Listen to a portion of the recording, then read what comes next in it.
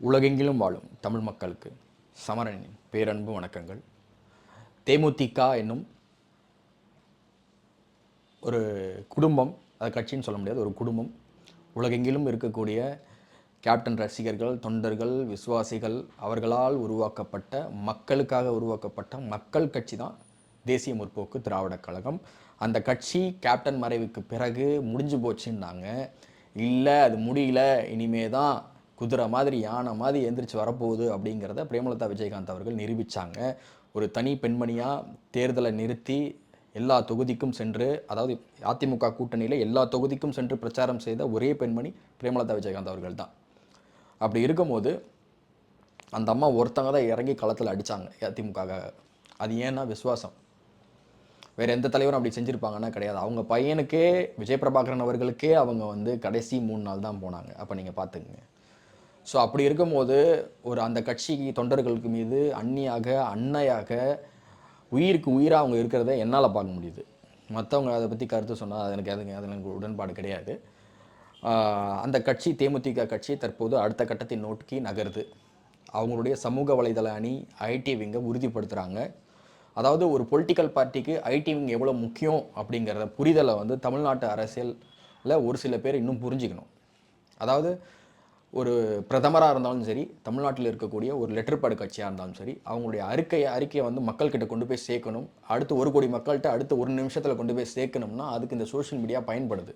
அதனுடைய முக்கியத்துவத்தை புரிஞ்சு அதை சரியான வகையில் பயன்படுத்தக்கூடிய எந்த கட்சியாக இருந்தாலும் கன்சிஸ்டண்ட்டாக அதை செய்கிறாங்கன்னு சொன்னால் தமிழ்நாட்டு அரசியல் மட்டும் இல்லை, இந்திய அரசியலில் மிகப்பெரிய மாற்றத்தை உண்டு பண்ண முடியும்.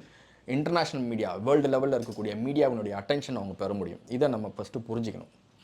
இதை வந்து பொலிட்டிக்கல் ஸ்ட்ராட்டஜிஸ்ட்டாக இருக்கக்கூடிய பிரசாந்த் கிஷோர், இன்னும் பலர் இருக்காங்க. அவங்க இதை கையில் எடுத்து இம்ப்ளிமெண்ட் பண்ணாங்க. எல்லாருமே இந்த வார் ரூம்னு சொல்கிறாங்க இல்லையா, அதன் பின்னாடி ஒரு மண்ணாங்கட்டியும் கிடையாது.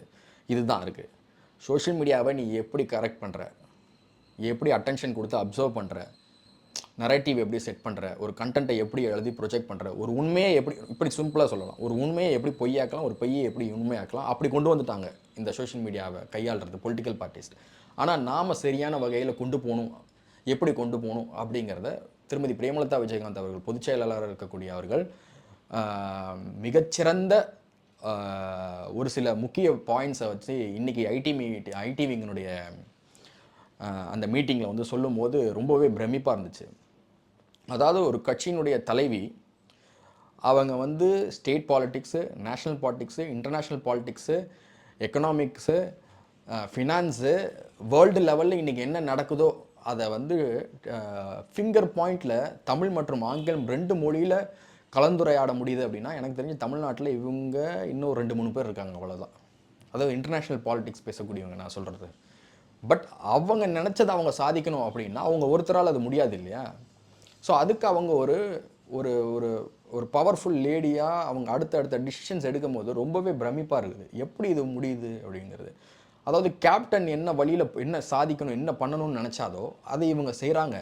அது ஏன் நான் அதை சொல்கிறேன்னா, கேப்டன் இப்போ வந்து பிரேமலதா விஜயகாந்த் அவர்கள் அம்மாவை வந்து விமர்சிக்கிறத நம்ம பார்க்க முடியுது. அது என்னென்னா ரொம்ப சிம்பிள். இந்த பழமொழியை நம்ம எடுத்துக்கணும். பழம் இருக்கிற மரத்தில் தான் கல்லடி போடும், வெத்து மரத்தில் எவனும் அடிக்க மாட்டான். அந்த மாதிரி தான் கேப்டன் இருக்கும்போது அவரை எதிர்த்தாங்க. கேப்டன் இறந்தோடனே இன்றைக்கி அவரை கும்பிட்றாங்க, வழிபடுறாங்க. இப்போ அடுத்து பிரேமலதா விஜயகாந்த் அம்மாவை வந்து விமர்சிக்கிறாங்க. ஸோ ஓகே, விமர்சிக்கிட்டோம், ஒன்றும் பிரச்சனை இல்லை. அதை நம்ம கருத்தியல் ரீதியாக எதிர்கொள்ளணும். அப்படிங்கிறப்போ தலைமைன்னு ஒன்று இருக்குல்ல, தலைமை பண்புன்னு ஒன்று இருக்குது, லீடர்ஷிப் குவாலிட்டி. அதை வந்து அம்மா கிட்ட நான் பார்த்து ரொம்ப எனக்கு வியப்பாக இருந்துச்சு. அதாவது கேப்டனோட 34 வருஷம் வாழ்ந்துருக்காங்க அப்படிங்கிறத காட்டிலும் அவங்க ஃபேமிலியும் பார்த்துக்கிட்டு கட்சியினுடைய மேனிஃபெஸ்டோ இருக்குது இல்லையா, அதில் ஒவ்வொரு பாயிண்ட்டையும் அவங்க எழுதியிருக்கிறாங்க. அதை நம்ம கட்சி, அதாவது தேமுதிக கட்சியில் இருக்கக்கூடிய அத்தனை பேரும் அதை புரிஞ்சுக்கணும். சும்மா வந்தோம், கூட்டத்துக்கு வந்தோம், கொடியை பிடிச்சோம், கையை தட்டணும், போகணுன்னு இருக்கக்கூடாது. கேப்டனும் பிரேமலதா அம்மா அவர்களும் உருவாக்கி அந்த கட்சியினுடைய மேனிஃபெஸ்டோவை வாங்கி முதல்ல படிங்க. என்னென்ன கொள்கை கேப்டன் கொண்டு வந்திருக்காரு, அது எதன் அடிப்படையில் கொண்டு வந்திருக்காரு மக்கள். அதாவது அந்த மேனிஃபெஸ்டோ இருக்குது இல்லையா, எந்த கட்சியிலும் அந்த மேனிஃபெஸ்டோ கிடையாது. அவர் கொண்டு வந்திருக்க நலத்திட்ட உதவிகள், செஞ்ச உதவிகள், நலத்திட்டங்கள் எல்லாமே நீங்கள் படித்து பார்த்தீங்கன்னா உங்களுக்கு ஒரு புரிதல் வரும். அப்போ தான் நீங்கள் 4 பேருக்கு அதை பற்றி பேச முடியும். கேப்டனுடைய அரசியல் வரவு எதனால், அவர் எதுக்காக வந்தார் அப்படிங்கிறத நீங்கள் தெரிஞ்சிக்க முடியும். கேப்டனுக்கு முன்னாடி சினிமாவிலேருந்து அரசியலுக்கு வந்தவங்க பல பேர் இருக்காங்க, கட்சி ஆரம்பித்து காலியானவங்களாம் இருக்காங்க. ஆனால் கேப்டன் இன்றைக்கும் நிற்கிறாரு. எம்ஜிஆர் எப்படி நிற்கிறாரோ அந்த மாதிரி கேப்டனும் நிற்கிறாரு. அப்படிங்கிறப்போ அது சாதாரண விஷயம் கிடையாதுங்க. அரசியலுக்கு வரேன்னு சொல்லிட்டு உடல் நலன் மீது அக்கறை கொண்டு வீட்டுக்கு போனவங்களாம் இருக்கிற மத்தியில் எனக்கு என்னாலும் பரவாயில்ல, என் மக்களுக்காக நான் வருவேன்னு சொல்லி அவருடைய இறுதி மூச்சு வரும் மக்களுக்காக வாழ்ந்தவர். அவரோட கல்லறையில் கூட பாருங்கள், அவருக்கான வசனம் இல்லை, மக்களுக்கான வசனம் தான் இருக்குது. அதையும் நீங்கள் புரிஞ்சுக்கணும். ஸோ அப்படிங்கிறப்போ அப்படி ஒரு கட்சியில் நம்ம சேர்ந்து பணியாற்றும் போது இன்னல்களும் இடைஞ்சல்களும் இடையூறுகளும் இருக்கும். அதான் அரசியல். நான் தேமுதிக தொண்டர்களுக்கு சொல்கிறேன், அதுதான் அரசியல். அதெல்லாம் அடித்து உடச்சி தான் நம்ம மேலே வரணும்.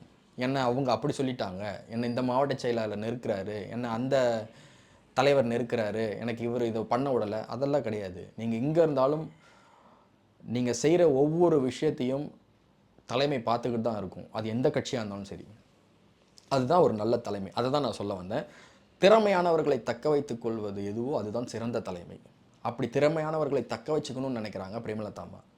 இந்த இடத்துல தான் நான் ரொம்ப வியந்து அவங்கள பார்த்தேன். அதாவது ஜோ பைடனாக இருக்கட்டும், ஒபாமாவாக இருக்கட்டும், எலன் மாஸ்காக இருக்கட்டும், இவங்கள பற்றின லைஃப் ஹிஸ்ட்ரினுடைய புக்கில் எல்லாம் வர்ற மிக முக்கியமான ஒரு லைன் என்னன்னு பார்த்தீங்கன்னா, இப்போ அம்பானியாக கூட எடுத்துங்க, நீங்கள் அம்பானி எடுத்துக்கங்க, அந்த பக்கம் எலன் மாஸ்க் எடுத்துக்கங்க, நீங்கள் யாரை வேணால் எடுத்துங்க. அவங்க எல்லாரும் ஏன் அவங்க பிஸ்னஸில் சக்ஸஸ் ஆனாங்க, அவங்களுடைய ஃபேமிலி லைஃப்பில் ஏன் சக்ஸஸ் ஆனாங்க, அவங்களுடைய பார்ட்டிஸில் பொலிட்டிக்கல்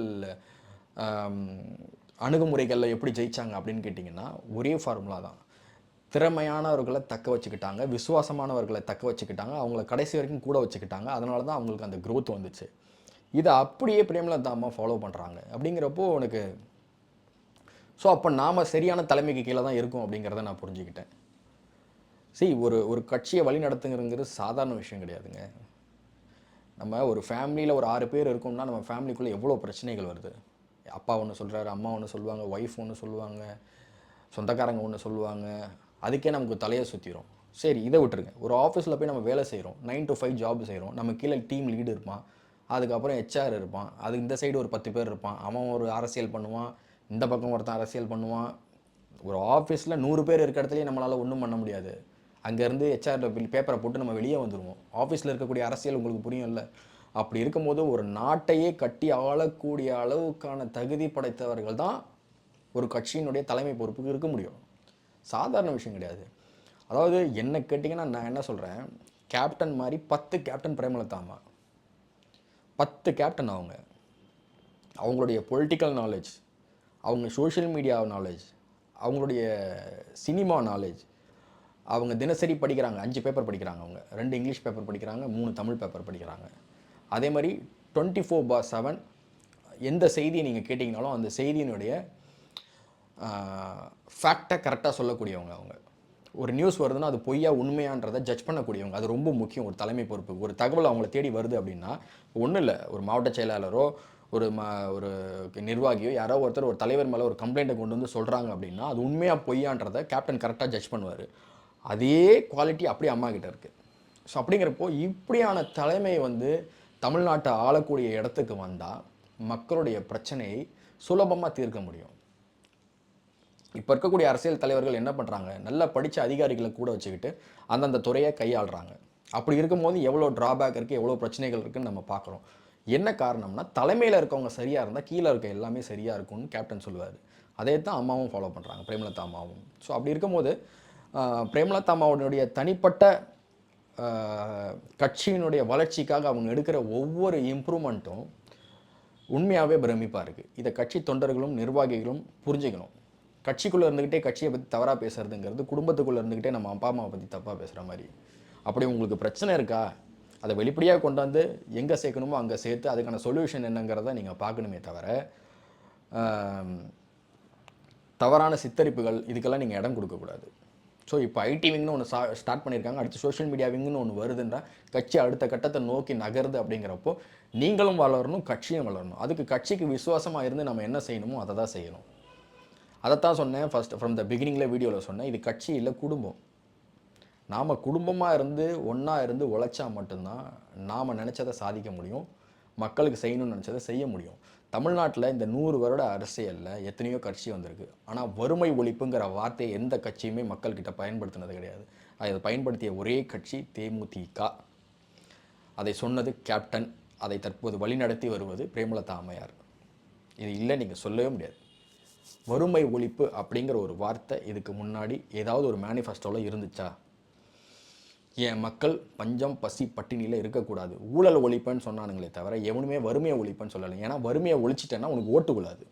3 வேளை சாப்பாடை கொடுத்துட்டா அவன் உன்னை தேடி வந்து ஓட்டு போட மாட்டான்.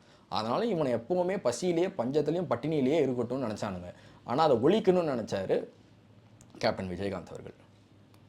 வறுமை ஒழிப்பு இந்த வார்த்தையை வேறு எந்த கட்சியாவது வேறு எந்த கட்சி தலைவனாவது மேடையில் பேசியிருந்தால் நீங்கள் எனக்கு சொல்லுங்கள், கமெண்ட்டில் சொல்லுங்கள், இல்லை எனக்கு தனிப்பட்ட முறையில் எனக்கு மெசேஜ் அனுப்பிச்சு நீங்கள் சொல்லுங்கள்.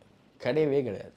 ஸோ அப்படி இருக்கும்போது கல்லூரியில் படிக்கக்கூடிய மாணவர்களாக இருக்கட்டும், ஃபஸ்ட் டைம் ஓட்டர்ஸாக இருக்கட்டும், ஐடி கம்பெனியில் வேலை செய்கிறவங்களா இருக்கட்டும், ஒரு இன்டெலெக்சுவல் ஹெச்ஆரில் இருக்கக்கூடியவங்களா இருக்கட்டும், ஒரு ஸ்பீக்கர்ஸாக இருக்கட்டும், ஆர்கிடெக்டாக இருக்கட்டும், மீடியாவில் இருக்கவங்களா இருக்கட்டும், தயவு செய்து நீங்கள் ஒரு பார்ட்டியை செலக்ட் பண்ணி அந்த பார்ட்டியோட ட்ராவல் பண்ணணும்னு நினைக்கிறீங்க, விருப்பப்படுறீங்க அப்படின்னா முதல்ல அந்த பார்ட்டியினுடைய தலைமை யார், அவங்களுடைய படிப்பு என்ன, அவங்க ஒரு நல்ல டிசிஷன் மேக்கரா, அவங்களால டிசிஷன் எடுத்து அதை இம்ப்ளிமெண்ட் பண்ண முடியுமா, இவங்க நினச்சா ஸ்டேட் அண்ட் சென்ட்ரலில் பேசி நமக்கு தேவையானதை வாங்கி கொடுக்க முடியுமா, இவங்களால தமிழ் ஆங்கிலம் 2 மொழியிலையும் பேச முடியுமா, மக்கள் குறைய நேரடியாக மக்களை சந்தித்து கேட்க முடியுமா, இவங்களால நமக்காக எல்லாரையும் எதிர்த்து கேள்வி கேட்க முடியுமா, அதிகார வர்க்கத்தை கேள்வி கேட்க முடியுமா, அந்த துணிவு இவங்களுக்கு இருக்கா, இந்த மாதிரி பல கேள்விகளை நீங்கள் கேட்டுட்டு தான் அந்த பார்ட்டியில் போய் ஜாயின் பண்ணணும்.